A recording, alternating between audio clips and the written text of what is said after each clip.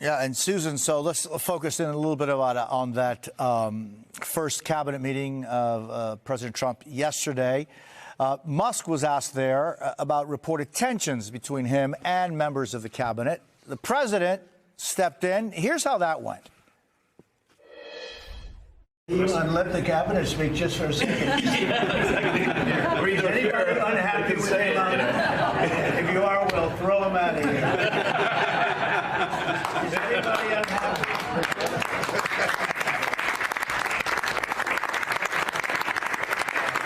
We have a lot of respect for Elon and that he's doing this, and some disagree a little bit, but I will tell you, for the most part, I think everyone's not only happy, they're thrilled.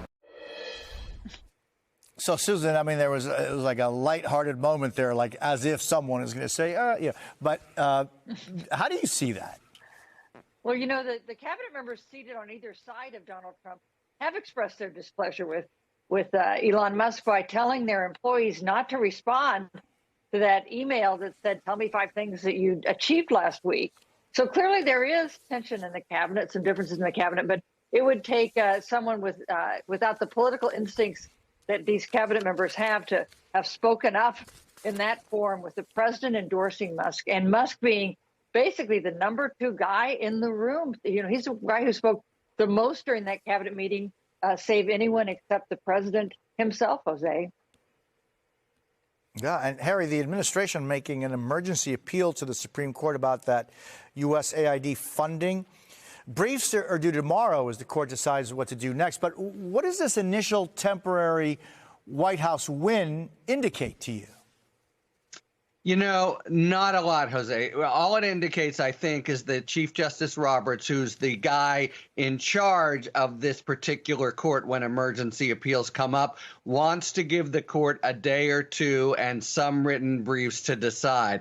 Now, this order was first entered by the district court 2 weeks ago, and as best as people can tell, they didn't really do anything to respond at all. Then the district court brought the hammer down and said, immediately pay up what you had already been obligated to pay when you pulled the plug. And the administration's response is, oh, that's just going to take weeks and weeks. It's an emergency, and we're just not able to do it. It's that claim that is now in front of the Supreme Court. Do they honor the district court's order? And all Roberts has done is give a little bit of breathing room. It's already very accelerated, but for his colleagues to consider the claim of having to respond immediately. So, Harry, if you would just kind of describe to us now, so that's like an immediate, and you stated it perfectly. I mean, it's wait, put a pause on this. I got to get everybody else here to take this up and decide. What's that process like, and what is, even in an expedited fashion, what's the timing on that?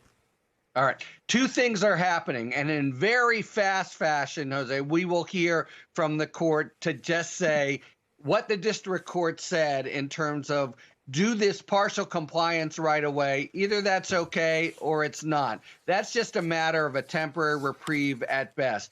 But hovering over this is the very big issue of whether the administration legitimately just pulled the plug on USAID, all the funds that already had been appropriated by Congress. The court conceivably could take up that issue, and if they did, it would be the harbinger of a possible very big victory or loss, depending on what they do, for the president. So that's the big substantive issue that lurks in the background. And it's up to the court whether to do this small procedural thing. Yes, do it. Yes, not. Here's another week. Or the big, big question, as they've done in other settings, of just saying Congress appropriated the money, but we're not going to do anything with it anyway.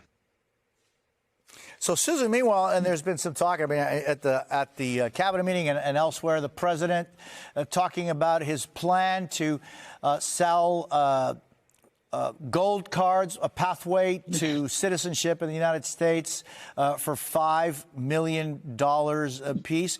Here's what the president said would kind of, some of that would look like. If we sell 10 million, which is possible, 10 million highly productive people coming in, or people that we're going to make productive. They'll be young, but they're talented, like a talented athlete. That's $50 trillion. That means our debt is totally paid off, and we have $15 trillion above that. You know, is it different than, obviously the numbers are different, but is it different, Susan, to what we've seen, for example, all throughout Europe, where, you know, places like Portugal say, if you've got, used to say they changed that, but if you've got 300 grand and you put 300 grand into a house and create jobs in Portugal, you can have a pathway to citizenship there, Spain, Italy, et cetera. Is it different than that? No, it's the same idea.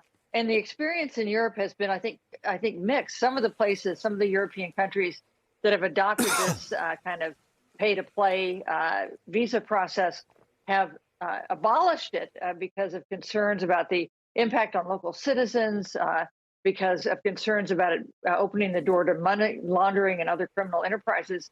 But it is a way for a country to raise money. It's one, you know, you can like it or not. We've actually already have a visa program that allows wealthy people to make investments in the United States and speed up their process. This is more money involved in getting this gold card. I wonder, Jose, if it's actually going to be gold. That would be kind of interesting, like the credit cards that come in different colors. But anyway, so this is not something that is unique in the world, although the world would have some maybe lessons to learn about how to make it work well.